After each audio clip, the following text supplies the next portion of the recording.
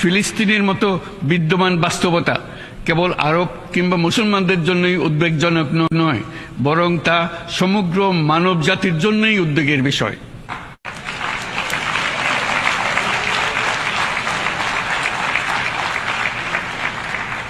একজন মানুষ হিসেবে প্রত্যেক ফিলিস্তিনির জীবন অমূল্য।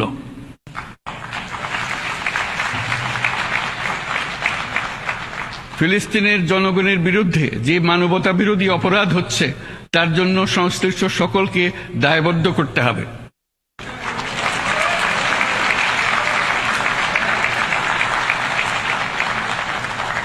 ফিলিস্তিনের জনগণের উপর চলমান নৃশংসতা, বিশেষত নারী এবং শিশুদের সাথে প্রতিনিয়ত যে নিষ্ঠুরতা বিশ্ব দেখাচ্ছে, তা থেকে নিস্তারের জন্য বাংলাদেশ অনতিবিলম্বে সম্পূর্ণ যুদ্ধবিরতির আহ্বান জানাচ্ছে।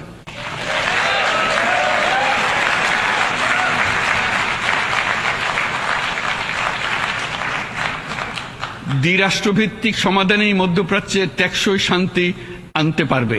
তাই জাতিসংঘ সহ আন্তর্জাতিক সম্প্রদায়ের সকলকে এর বাস্তবায়নের জন্য এখনই উদ্যোগ নিতে আহ্বান জানাচ্ছি।